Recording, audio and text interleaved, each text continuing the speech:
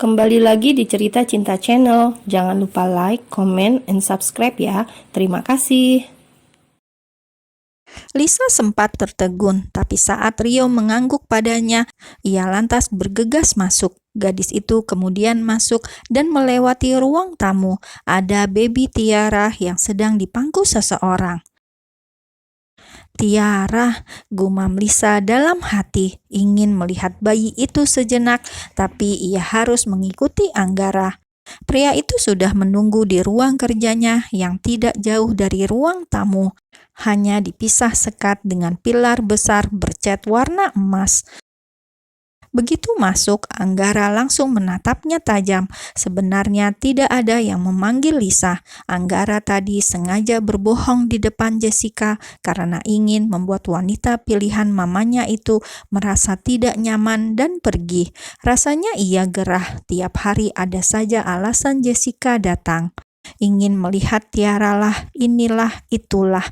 Pokoknya Jessica punya banyak alasan untuk sekedar pergi ke rumah Anggara. Untuk apa datang ke sini?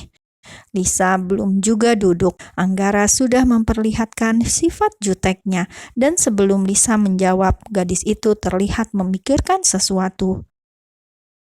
Saya bertanya, untuk apa kamu datang ke sini? Lisa langsung kesulitan menelan ludah. Itu. Anggara melirik sinis.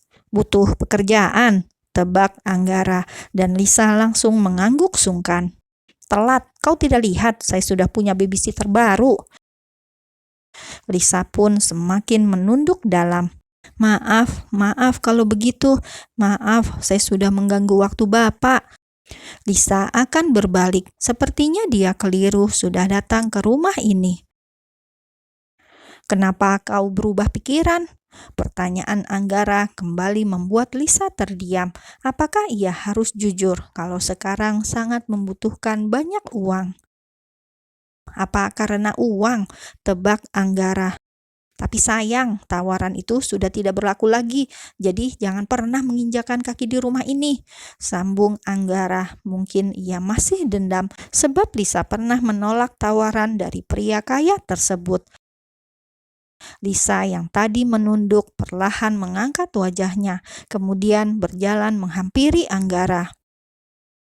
Jika tawaran itu tidak berlaku lagi, bagaimana dengan mengembalikan pekerjaan saya di perusahaan? Tanya Lisa yang menebalkan wajahnya. Tidak peduli, semua rasa malunya sudah menguap tersapu angin. Ia hanya ingin mencari uang. Tidak peduli lagi jika harus meminta pekerjaan dari pria di depannya tersebut. Toh Lisa merasa ia keluar bukan karena dipecat, akan tetapi Anggara yang sudah membuatnya keluar dari pekerjaan lamanya itu. Betapa tidak punya malunya gadis ini, batin Anggara menatap remeh. Belum genap sebulan, apa uang yang telah saya berikan sudah habis? Sindir Anggara.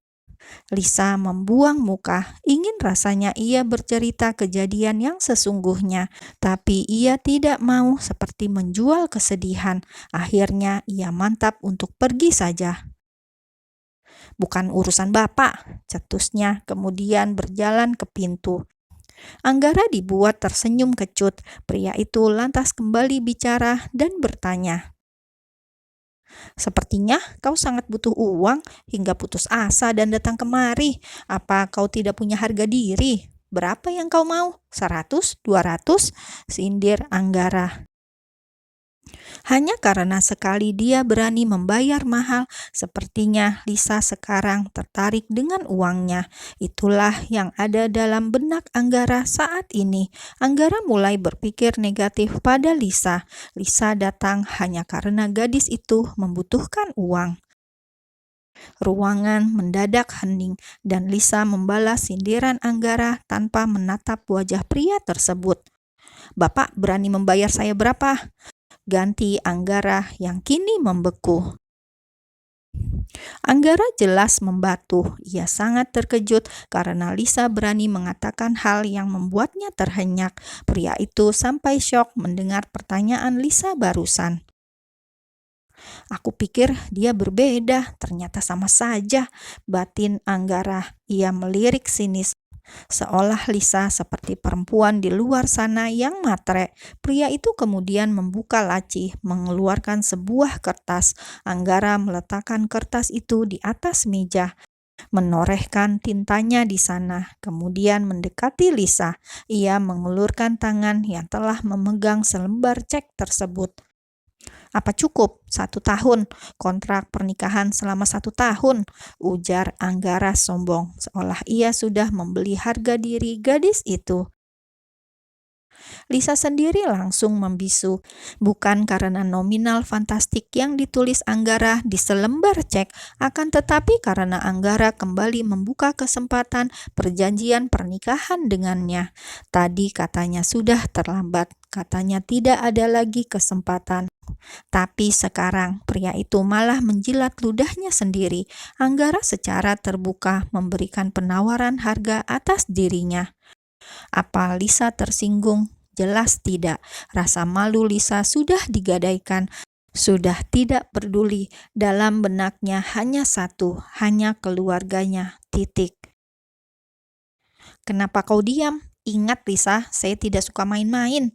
Lisa mendongak menatap pemilik rahang tegas dengan alis tebal tersebut.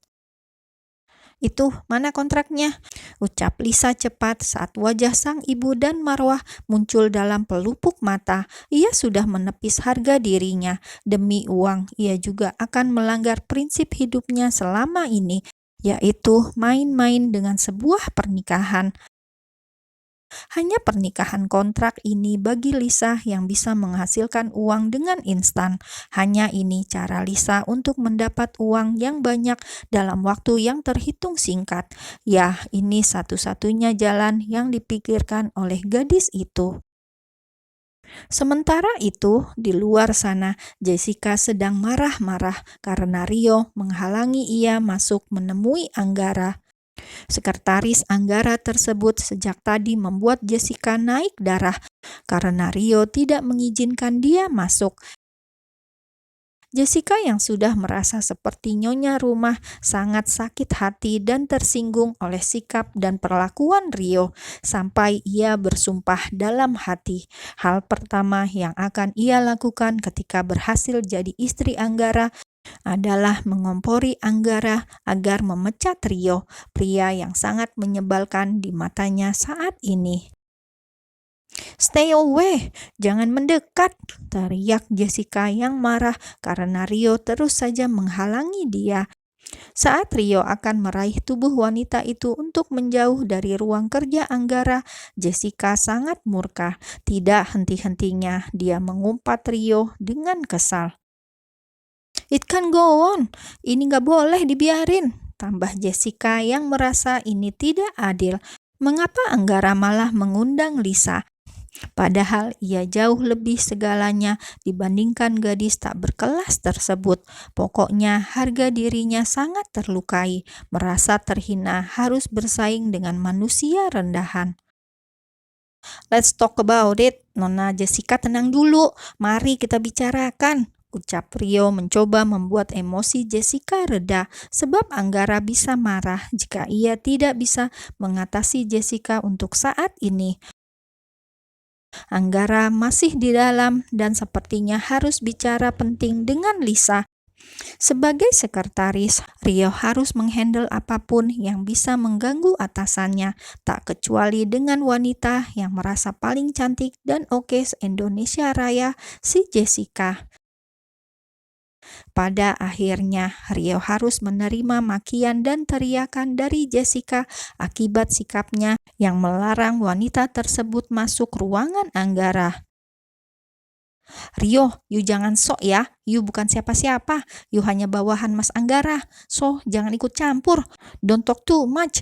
Jangan banyak omong," cetus Jessica yang sudah naik pitam. Sepertinya tensi Jessica sudah tembus 180 ke atas.